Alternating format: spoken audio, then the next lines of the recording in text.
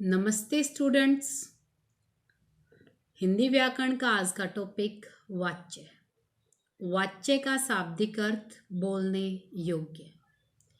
English में आपने topic voice किया होगा, वही वॉइस टॉपिक हिंदी में वाच्य कहलाता है।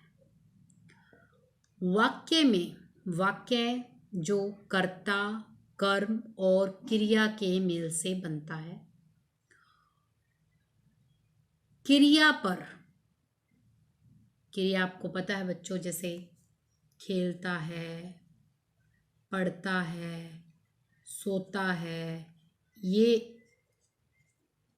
काम के करने होने का बोध क्रिया कहलाती है। यानी कि इस क्रिया पर कर्ता का प्रभाव, कर्म का प्रभाव और भाव का प्रभाव बताने वाला वाच्य कहलाता है। यानी कि वाच्य क्या होता है? जो वाक्य में क्रिया पर कर्ता कर्म भाव का प्रभाव बताए, वो वाच्य कहलाता है। वाच्य के प्रकार कृत्रिवाच्य और अकृत्रिवाच्य। कृत्रिवाच्य कर्ता की प्रधानता, कर्ता काम को करने वाला। अकृत्रिवाच्य जहां पर कर्ता की प्रधानता नहीं होती। कर्ता की प्रधानता नहीं होती तो इसके दो भेद क्या बनेंगे? कर्मवाच्य और भाववाच्य। यानी कि वाच्य के तीन भेद कौन कौन से हो गए? कृत्रिवाच्य, कर्मवाच्य और भाववाच्य। ये अकृत्रिवाच्य के ही दोनों प्रकार हैं। इसलिए तीन प्रकार: कृत्रिवाच्य, कर्मवाच्य और भाववाच्य। हम नाम से भी इनकी डेफिनेशन बना सकते हैं। कृत्रिवाच्य कर्ता का प्रभाव, कर्ता की प्रधानता। कर्मवाच्य कर्म का प्रभाव। भाववाच्य वाक्य में भाव का प्रभाव पड़ता है। सबसे पहले हम पढ़ते हैं कृत्रिवाच्य। कृत्रिवाच्य वाक्य में क्रिया पर कर्ता का प्रभाव होता है। यानी कि जो क्रिया होती है, जैसे कि पढ़ रहा है, यहां पर ये क्रिया है। क्रिया पर कर्ता का प्रभाव, कर्ता कौन है यहाँ पे? मोहन। यानी कि इस क्रिया पर किसका प्रभाव पड़ेगा? मोहन का। कैसे? जैसे मोहन पुस्तक पढ़ रहा है, यहां पर कर्ता पुल्लिंग है तो क्रिया भी कैसी लगी हुई मिलेगी हमें? पुल्लिंग। अगर यहां पर होता मोहन की जगह मोनिका पुस्तक पढ़ रहा है, अगर हम लिखते तो वो वाक्य गलत होता। क्यों? क्योंकि कृत्रिवाच्य में जो क्रिया होती है वो कर्ता के अनुसार होती है। तो हमें यहाँ पे ये देखने के लिए कि कृत्रिवाच्य है, हम यहाँ पर कर्ता चेंज करके देख सकते हैं। यानी कि क्रिया जो है कर्ता के अनुसार लगी मिलेगी। डेफिनेशन क्या है? वाक्य में क्रिया पर कर्ता का प्रभाव होता है। इस क्रिया पर किसका प्रभाव है? कर्ता का प्रभाव। दूसरा नियम क्या कहता है कि अकर्मक और सकर्मक दोनों क्रियाओं का प्रयोग होता है। कृत्रिवाच्य में अकर्मक क्रिया भी हो सकती है और सकर्मक क्रिया भी। ये नियम पढ़ने से पहले हम एक बार क्रिया के विषय में पढ़ लेते हैं, जिससे हमें ये भी अच्छे से क्लियर हो जाएगा कि अकर्मक क्रिया क्या होती है और सकर्मक क्रिया क्या हो जाती है, और हमारे जो इससे संबंधित डाउट्स हैं क्रिया से संबंधित वो भी क्लियर हो जाएंगे। काम के करने होने का बोध क्रिया कहलाती है। काम ही क्रिया है। क्रिया दो प्रकार की हो सकती है, अकर्मक और सकर्मक। सकर्मक कर्म के साथ, अकर्मक बिना कर्म के। जिस क्रिया को कर्म की आवश्यकता नहीं होती वो अकर्मक होती है, और जिस क्रिया को अपने साथ सकर्मक की कर्म की आवश्यकता होती है वो सकर्मक क्रिया होती है। अब हम जानते हैं कि पहचाने कैसे। एक बहुत ही सामान्य सा और प्रचलित नियम है, जब हम क्रिया के आगे क्या का पर्सन उठा के देखते हैं और उस उत्तर में हमें कर्म मिलता है, हमारा कर्ता नहीं, क्या मिलना चाहिए, कर्म मिलना चाहिए, तो वो क्रिया कौन सी होती है, सकर्मक। क्या कहा बच्चों मैंने कि क्रिया के आगे हमें क्या का पर्सन उठाना है और यदि वो पर्सन हमें उत्तर कर्म देता है तो वो क्रिया सकर्मक होती है।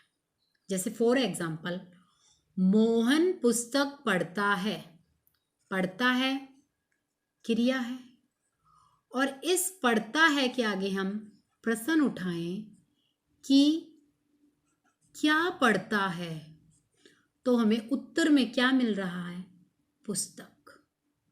कर्म है, उत्तर में कर्म आ रहा है, तो कौन सी क्रिया बनेगी, सकर्मक क्रिया।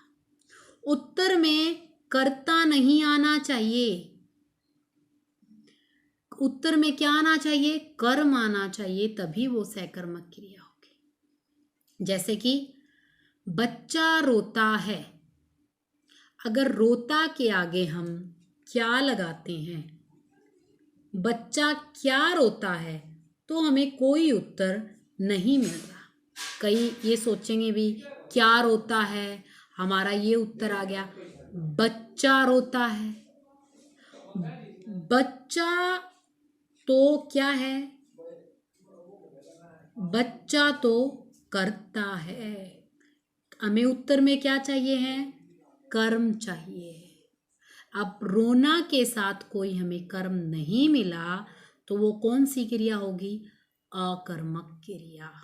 यानी कि हम क्या समझे, यदि क्रिया के आगे क्या का पर्सन उठाने से हमें उत्तर मिलता है और उत्तर में कर्म आता है तो वो सकर्मक क्रिया है, और यदि हम प्रश्न उठाते हैं और उत्तर में कर्म नहीं आता है तो वो अकर्मक क्रिया है। ये तो रही बात वाक्य की। कई बार बिना वाक्य के ही, जैसे कि तैरना, हंसना, खाता, रोना क्रिया आ गई। यहाँ पे तो वाक्य में ही कर्म दिया हुआ था, अब यहाँ पे कोई कर्म नहीं दिया हुआ है, ना ही कर्ता दिया हुआ है, सिर्फ क्रिया दी हुई है। यानी कि अब हमें कल्पना से, हमारे मन में हमारी कल्पना शक्ति से क्या का पर्सन लगाना है इनके आगे। जैसे क्या तैरता है, कोई उत्तर नहीं मिला। अगर हम वाक्य भी बना ले, राम तैरता है, राम क्या तैरता है, उत्तर नहीं आ रहा, तो कौन सी क्रिया बनेगी, अकर्मक क्रिया। क्या हंसता है, कोई उत्तर नहीं मिला, अकर्मक क्रिया बनेगी। क्या खाता है, हम बता सकते हैं कि भोजन खाता है, सब्जी खाता है, फल खाता है, कल्पना शक्ति से हम खाने का उत्तर दे सकते हैं, कौन सी क्रिया बनी, सकर्मक क्रिया।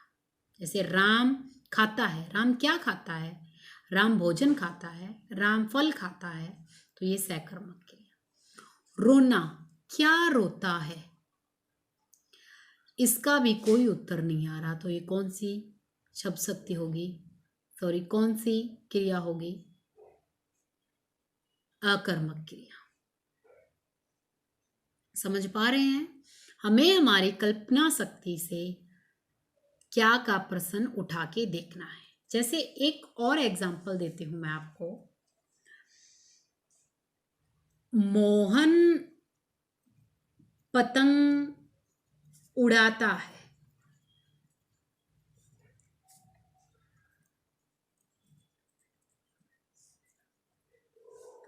और एक एग्जाम्पल है पक्षी उड़ते हैं। हमें देखने पर ये दोनों एक जैसी क्रिया लगती हैं, दोनों अकर्मक भी हो सकती हैं, दोनों सकर्मक भी हो सकती हैं, एक अकर्मक हो सकती है, दूसरी सकर्मक हो सकती है। अब ये देखें, मोहन पतंग उड़ाता है, उड़ाता के आगे अगर हम क्या लगाते हैं, अगर पतंग चाहे ना भी हो यहाँ पे तो भी हम कहें मोहन उड़ाता है, मोहन क्या उड़ाता है। हम एक प्रश्न उठा हमारे दिमाग में, मोहन क्या उड़ाता है। मोहन पतंग उड़ाता है, मोहन चिड़िया उड़ाता है, मोहन कपड़े उड़ाता है। हम हमारी कल्पना शक्ति से भी उत्तर दे सकते हैं और यहाँ पर लिखा भी हुआ है। तो ये कौन सी क्रिया होगी, सकर्मक क्रिया। पक्षी उड़ते हैं, पक्षी क्या उड़ते हैं।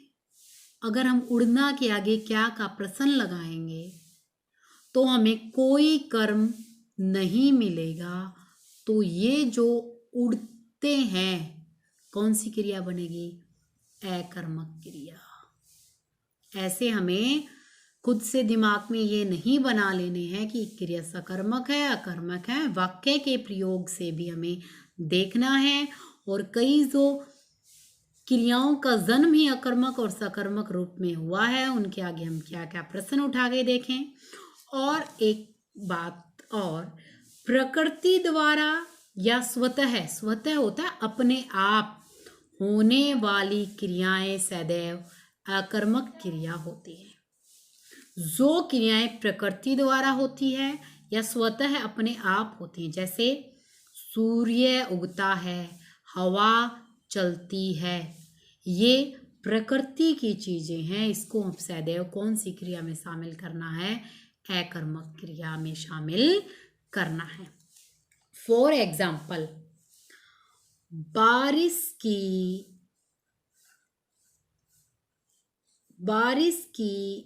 बूंद बूंद से, बारिश की बूंद बूंद से सागर भरता है, सागर भरता है। दूसरा एग्जाम्पल, मोहन नल से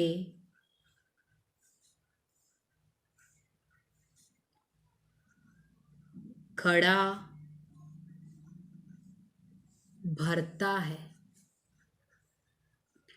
यहां पर भी कैसी, भरता है भरता है, लेकिन एक क्रिया ये स्वतः अपने आप हो रही है, इसलिए ये क्रिया अकर्मक क्रिया है। और यहाँ पर मोहन कर्म कर रहा है घड़ा भरने का, इसलिए ये कौन सी क्रिया होगी, सकर्मक क्रिया। ये था स्टूडेंट्स क्रिया से संबंधित। ज्यादातर यही क्रियाएं आपके वाक्य में आपको देखने को मिलेगी। जिस क्रिया के आगे आप क्या का प्रश्न उठा सके और वो क्रिया आपको उत्तर कर्म दे, कर्ता का उत्तर ना दे, कर्म का उत्तर दे, तो वो क्रिया सकर्मक होगी। अगर कर्म का उत्तर ना दे तो वो क्रिया अकर्मक होगी। ये बात ध्यान रखें आप। जैसे बच्चा क्या रोता है, ये कोई उत्तर नहीं दे रहा, इसलिए ये कौन सी क्रिया होगी, अकर्मक क्रिया। मोहन पढ़ता है, मोहन क्या पढ़ता है, उत्तर आ रहा है पुस्तक पढ़ता है, मोहन कहानी पढ़ता है। इस प्रकार अगर कर्म आ रहा है तो वो क्रिया सकर्मक होगी। और अगर वाक्य भी नहीं है तो आप अपने आप कल्पना शक्ति के माध्यम से अकर्मक और सकर्मक क्रिया लगाकर देखें। अब हम हमारा पढ़ते हैं कृत्रिवाच्य, जो हम पढ़ रहे थे। कृत्रिवाच्य में हमने क्या पढ़ा कि वाक्य में क्रिया पर कर्ता का प्रभाव होता है, यानी कि इस क्रिया पर किसका प्रभाव है, कर्ता का प्रभाव है। यहाँ पर होता मोनिका पुस्तक पढ़, फिर यहाँ पे क्रिया क्या हो जाती, रही है। सोहन रो रहा था, सोहन रो रहा था, ये कौन सी क्रिया है, अकर्मक क्रिया है, हमें पता चल रहा है। लेकिन कृत्रिवाच्य में अकर्मक भी हो सकती है और सकर्मक भी क्रिया हो सकती है। वह भोजन पका रही थी। अब वह तो सर्वनाम है, इसको हम पहचान नहीं सकते। सर्वनाम का अर्थ ही होता है बच्चों सबका नाम, यानी कि वह स्त्रीलिंग के लिए भी प्रयोग हो सकता है और पुल्लिंग के लिए भी प्रयोग हो सकता है। भोजन पका रही थी यानी कि इस क्रिया के माध्यम से ही हम पता लगाएंगे कि कर्ता स्त्रीलिंग है या पुल्लिंग। रही थी है तो यहाँ पे हम क्या समझ रहे हैं कि कर्ता यहाँ पे स्त्रीलिंग है। और दैनिक जीवन में लगभग सभी वाक्य जो हम प्रयोग करते हैं वो कृत्रिवाच्य के होते हैं। दैनिक जीवन के वाक्य या दैनिक जीवन में प्रयोग होने वाले वाक्य कौन से वाच्य के होते हैं? कृत्रिवाच्य के होते हैं। कृत्रिवाच्य में कर्ता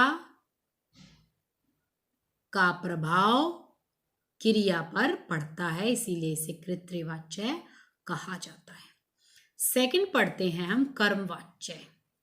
कर्मवाच्य नाम से ही पता चल रहा है जहां वाक्य में क्रिया पर कर्म का प्रभाव पड़े। कर्मवाच्य में कर्म का प्रभाव पड़ेगा, कृत्रिवाच्य में कर्ता का प्रभाव पड़ रहा था, और कर्मवाच्य में सकर्मक क्रिया का प्रयोग होगा। ये बात ध्यान रहे, कर्मवाच्य नाम से याद रख सकते हैं। कर्म वाच्य में कर्म का प्रभाव होता है और क्रिया भी सकर्मक ही होती है। और इस वाक्य में हम कर्ता के आगे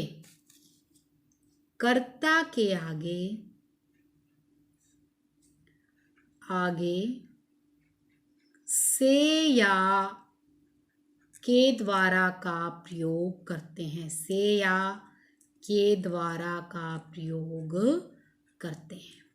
जैसे यहीं से देखते हैं हम एग्जाम्पल। मोहन पुस्तक पढ़ रहा है। कर्मवाच्य में हमारा वाक्य बनेगा मोहन के द्वारा पुस्तक पढ़ी जा रही है।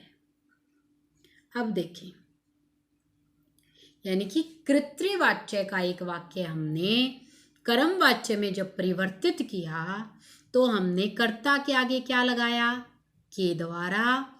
और जब भी परिवर्तित करें तो जो यहाँ पर काल है वही काल यहाँ पर रहेगा, लेकिन जो पीछे की क्रिया है वो किसके अनुसार लगेगी? कर्म के अनुसार। क्योंकि डेफिनेशन ही क्या कह रही है? वाक्य में क्रिया पर कर्म का प्रभाव होता है, यानी कि जो क्रिया लगी है वो किसके अनुसार लगेगी? कर्म के अनुसार। अब पुस्तक यहाँ पे स्त्रीलिंग है तो पढ़ी जा रही है, पीछे की क्रिया भी कैसी होगी? स्त्रीलिंग ही होगी। ये बात अवश्य ध्यान रखें। जैसे ये हो, नेक्स्ट देखें, सोहन रो रहा था। ये कौन सी क्रिया का उदाहरण था? अकर्मक क्रिया का। और इसमें क्या कहा गया? इसमें सिर्फ कौन सी क्रियाएं होती हैं? सकर्मक क्रिया। इसलिए ये वाक्य कर्मवाच्य में परिवर्तित नहीं होगा। वह भोजन पका रही थी, ये क्रिया सकर्मक का है, इसलिए इसमें वह के स्थान पर क्या प्रयोग किया जाएगा? उसके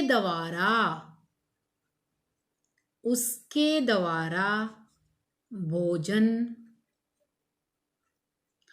पकाया जा रहा था। उसके द्वारा भोजन पकाया जा रहा था। काल जो है पीछे वही रहेगा, काल परिवर्तित नहीं होगा, ये बात ध्यान रखें। सिर्फ क्या करना है, वह की जगह उस लगाना है, के हमें लगाना ही था के द्वारा। उसके द्वारा भोजन पकाया जा रहा था। क्या ध्यान रखना है, सदैव इसमें सकर्मक क्रिया होगी। और अब यहां पर भोजन पुल्लिंग में है, इसलिए पकाया जा रहा था। किसके किसके अनुसार लगा यहां पर तो जो क्रिया थी वो किसके अनुसार थी, कर्ता के अनुसार। यहां पर क्रिया किसके अनुसार है, कर्म के अनुसार। क्रिया किसके अनुसार लगेगी, यहां पर कर्म के अनुसार लगेगी। और कर्ता के आगे क्या लगाना, हमें से या के द्वारा लगाना है। नेक्स्ट है हमारा भाववाच्य।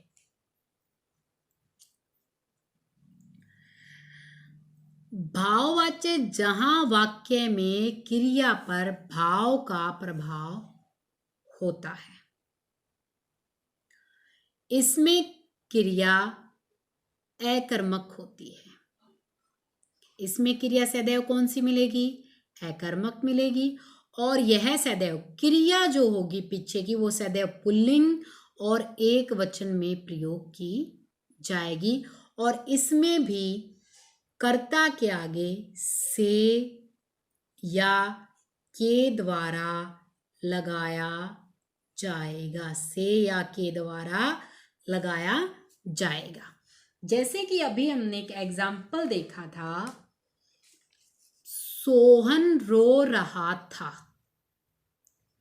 ये दोनों क्रिया तो सकर्मक थी, लेकिन ये अकर्मक क्रिया थी, इसलिए इसको हम किस में परिवर्तित कर सकते हैं, भाववाच्य में। क्यों, क्योंकि इसमें क्रिया कौन सी है, अकर्मक क्रिया है। और भाववाच्य में भी कौन सी क्रिया होगी, सदैव अकर्मक क्रिया। सोहन के द्वारा रोया जा रहा था, ये परिवर्तित होगा। जैसे हम एक एग्जाम्पल और देख सकते हैं, सीता हंसती है। इसको हम हंसना कौन सी क्रिया है, अकर्मक क्रिया है। इसको हम परिवर्तित करेंगे, सीता के द्वारा